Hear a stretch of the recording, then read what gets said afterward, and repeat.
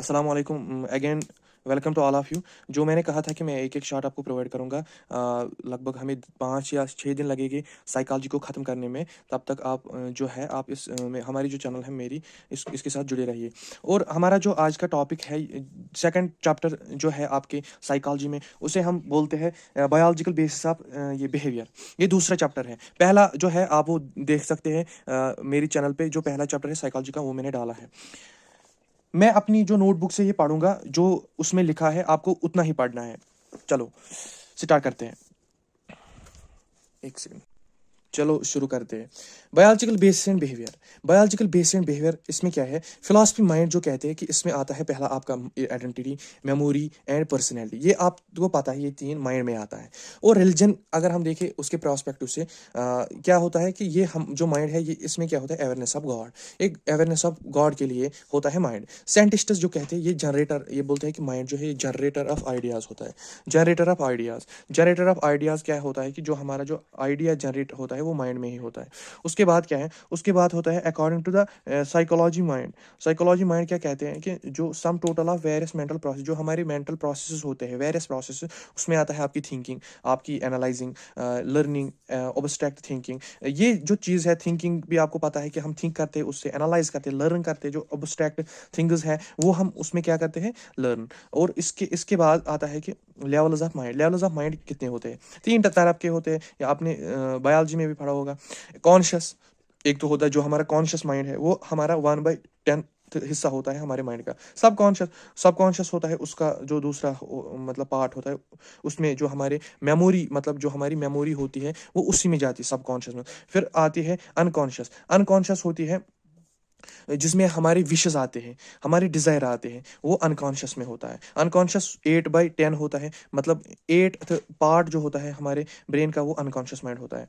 फिर आता है इसमें सिटिडी ऑफ माइंड। सिटिडी ऑफ माइंड, इसमें तीन चीजें आती है, तीन चीजें। पहला चीज आता है ID, ego and super ego. ID में आता है प्लेजर प्रिंसिपल, जो हमारा प्लेजर होता है वो आईडी में आता है। फिर ईगो में आता है रियलिटी बेस, जो हमारी रियलिटी होती है, हमारे जिंदगी की जो रियलिटी होती है वो ईगो में आती है। फिर सुपर ईगो में क्या होता है, हमारा जो मॉरलिटी, इथिक्स विथिक्स होते हैं, what is right what is wrong, वो इसी में आता है। फिर देखो, अगर हम इसकी एग्जांपल लेंगे आईडी की, आई वांट इट नाउ। जो हम वांट करते हैं मतलब प्रेजेंट में, उसको बोलते हैं pleasure, id pleasure present principle. और इसके बाद क्या आता है ईगो में क्या करते हैं, हम क्या करते हैं, we need to do bit और प्लानिंग। हम पहले प्लानिंग करते हैं, बिट प्लानिंग करते हैं, फिर उसको हम नीड करते हैं। फिर आता है सुपर ईगो में क्या आता है, it is not possible because it is not morally right. जो मॉरली राइट होता है, हम क्या करते हैं, हम उसको क्या करते हैं, हम पाना चाहते हैं, मगर वो मॉरली, उसका जो मॉरली राइट है वो ठीक नहीं है।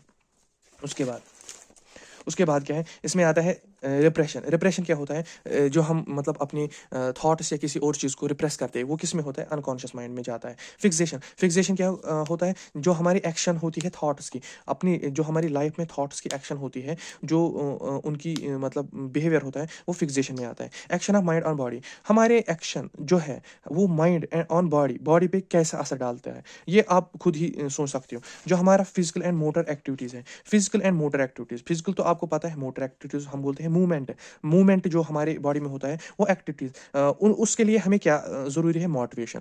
कोई भी एक्टिविटीज करने के लिए हमारे माइंड में मोटिवेशन होनी चाहिए। Once disturbed state of adversely affect the physical and the mental health, giving rise to cause of the neurosis and साइक्रोसिस। इसमें क्या आता है, अगर किसी का माइंड डिस्टर्ब होता है और उसका माइंड डिस्टर्ब जब होता है, उसकी वजह से आपके फिजिकल और मेंटल हेल्थ पे दोनों पे असर तो पड़ता है।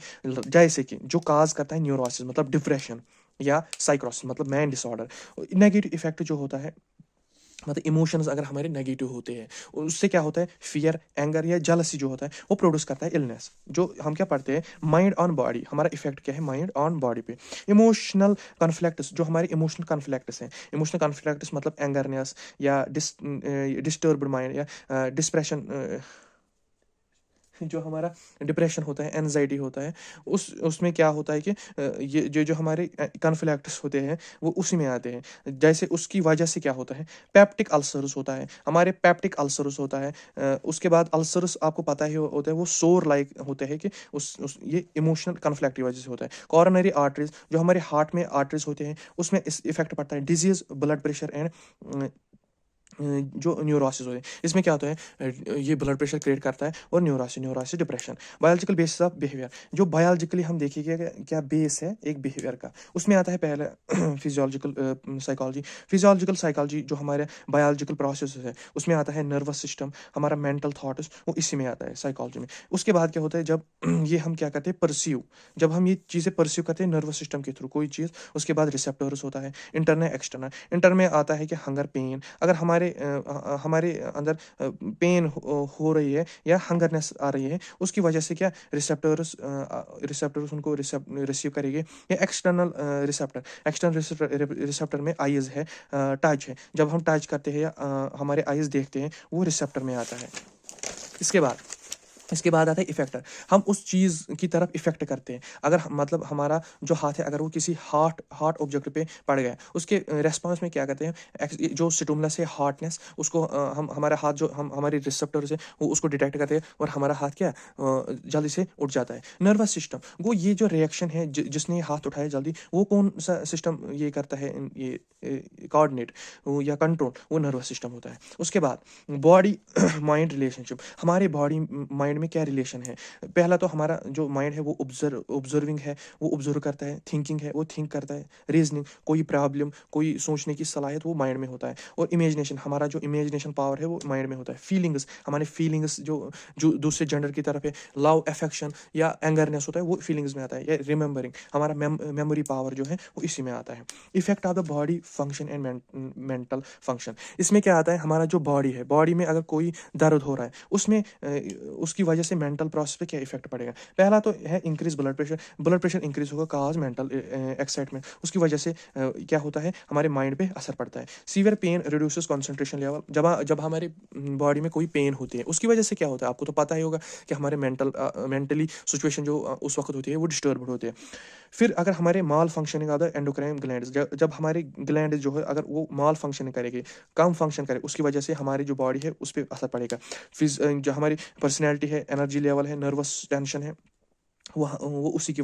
इसके बाद है effect of mental condition on bodily functions, जो हमारा मेंटल प्रोसेस है उसकी वजह से हमारी बॉडी पे क्या असर पड़ता है। पहला जो है अनप्लेजेंट इमोशंस, अगर हमारी बॉडी में होगा, हमारी माइंड में होगा, तो उसकी वजह से फियर, एंगर, वरीइंग अगर हम होते हैं, उसकी वजह से काज होता है इरिटेबिलिटी, इंसोम्निया, हेडेक, मतलब हमारी नींद कम होती है, मतलब दर्द होता है सर में ज़्यादा, किसकी वजह से, जब हमारी मेंटल प्रोसेस डिस्टर्ब हो। उसके बाद है by emotional conflicts are responsible for peptic ulcer, ulcerative colitis, जो हमने पहले ही पढ़ा, मतलब हमारे जो स्टोमक में होता है वो पैप्टिक अल्सर होता है, जब कोई इमोशनल कॉन्फ्लिक्ट होता है, मतलब लॉन्ग क्रोनिक डिजीज अगर होगी इमोशनल की, उससे क्या होता है, ये दो डिजीज होती है। रेडनेस इन स्टोमक, उसको पैप्टिक अल्सर बोलते हैं, और अल्सरेटिव कोलाइटिस ये हमारे बाउल मूवमेंट में होता है, इन्फ्लेमेशन।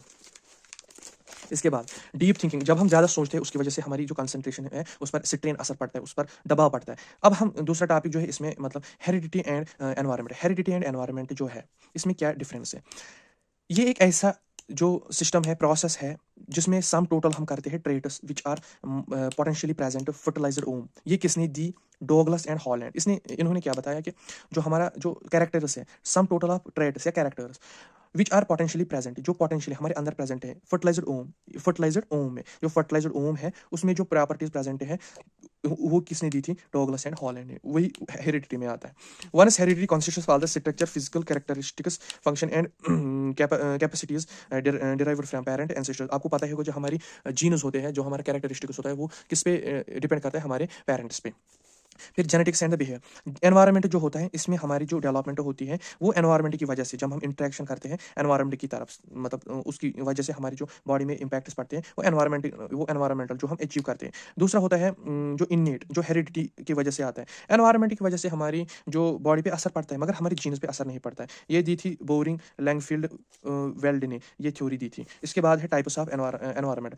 एक तो होता है इंटरसेलुलर एनवायरनमेंट, जिसमें हमारा एम्ब्रियो एनवायरनमेंट, जो हमारी जो जो वुमेन है उसके पेट में जो बच्चा होता है, उसका एनवायरनमेंट, जो बच्चे का एनवायरनमेंट है एम्ब्रियो स्टेज में, वो कैसा होता है। उसके बाद है इंट्रा यूटराइन जो है, जो हमारा बेबी होता है यूट्रस में, उसका जो एनवायरनमेंट है वहाँ, वो इसमें आता है। और फिर आता है तीसरा एक्सटर्नल एनवायरनमेंट। एक्सटर्नल एनवायरनमेंट में आता है फिजिकल, जिसमें नॉन लिविंग होते हैं, या नॉइज होता है, या पोल्यूशन होते हैं, पोलूटेंट्स होते हैं, वो फिजिकल में आता है। और उसके बाद आता है बायोलॉजिकल जो लिविंग होते हैं, लिविंग थिंग्स होते हैं, वो बायोलॉजिकल में आते हैं। और इसके बाद है साइको सोशल। साइको सोशल आपको पता है मतलब सोसाइटी में जो हमारी साइकोलॉजी है सोसाइटी की तरफ, इसमें इसके बाद आता है brain and behaviour. Brain and behaviour आपको पता ही होगा, जो हमारा ब्रेन है उसका जो आगे वाला फ्रंट है उसको बोलते हैं फ्रंटल लोब या फ्रंटल कॉर्टेक्स। वो क्या करता है? Thinking, planning, organising, problem solving. उसके बाद आता है पैरेटल बीच का जो परसेप्शन, हमारी जो परसेप्शन है वो कंट्रोल करता है। उसके बाद आता है पीछे हॉस्पिटल में क्या आता है? विजन, जो हमारा विजन प्रोसेस है वो उसी की वजह से होता है। और साइड में आता है टेम्पोरल जो होते हैं वो हमारी मेमोरी, अंडरस्टैंडिंग कंट्रोल करते हैं। Importance of the knowledge of the nervous system and glands two nerves. जो इसका जो लास्ट टॉपिक है दूसरे चैप्टर का, ये शायद हाँ लास्ट चैप्टर ये टॉपिक ही होगा। इसमें क्या है, जो हमारी मतलब नॉलेज है, एक इंपॉर्टेंट नॉलेज है नर्वस सिस्टम के रिलेटेड या ग्लैंड्स के रिलेटेड। किसको? एक नर्व्स को। उसकी वजह से उसको क्या इम्पैक्ट्स पड़ते हैं, वो क्या करते हैं उन नॉलेज की वजह से एक पेशेंट को क्या करते हैं? It helps the nerves to understand physiology basis of the patient behaviour. जो एक बायोलॉजिकल प्रोसेस या बेसिस होती है एक पेशेंट को, वो उसकी वजह से वो समझती है कि इसका जो पेशेंट का जो फिजिक है, फिजिकल बिहेवियर है, उस उन नॉलेज की, अगर उसको नॉलेज होगा नर्वस सिस्टम की और ग्लैंड्स की, उसकी वजह से वो उसका जो फिजिकल एनवायरनमेंट है वो उसको डिटेक्ट करती है।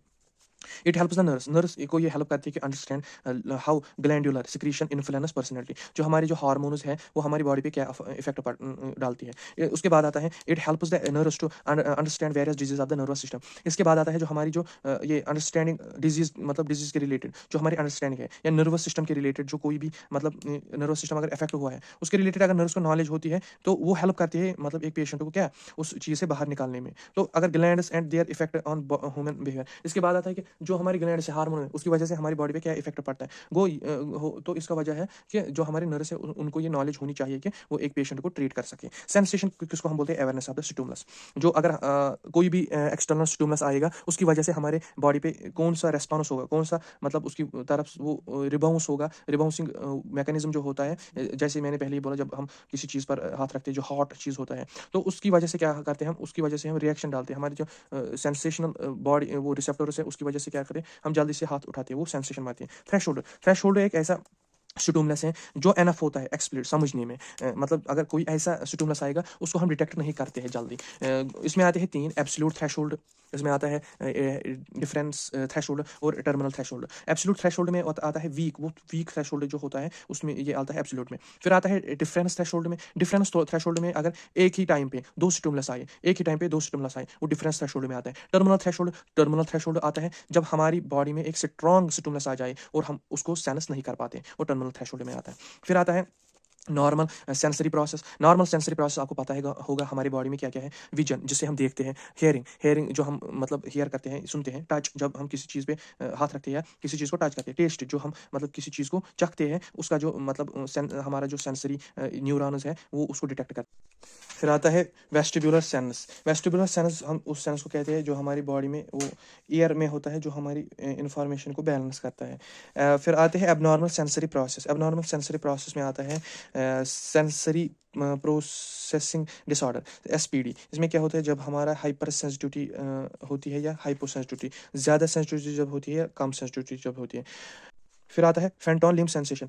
मतलब हमारा जो ब्रेन, अगर हमारा पार्ट जो है वो उसको रिमूव किया हुआ है, जो हमारा ब्रेन है उसको फिर भी लगता है कि कुछ दिन के लिए कि मेरा जो पार्ट है वो वहीं पर है। वो सिंथेसिया जो हमारा है, इसमें आता है hallucination by giving music image. Hallucination में जो ये आता है कि जो हमारा स्टिमुलस है वो प्रेजेंट नहीं होता है, फिर भी हमें लगता है कि कुछ ना कुछ है।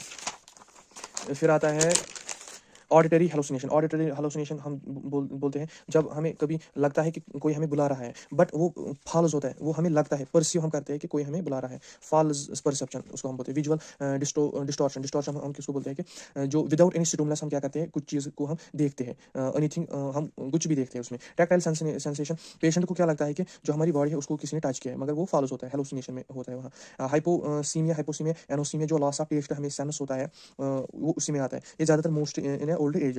Alter taste perception, alter. इसके बाद जो आते हैं दो: चेंज इन द टेस्ट। इसमें आता है एक एग्यूनशिया, loss of taste, dysgeusia, alternate taste. तो ये था दूसरा चैप्टर, ये मैंने कंप्लीट किया। तो अगर कुछ क्वायरी होगी तो आप मुझे कमेंट सेक्शन में बता सकते हैं। Thank you.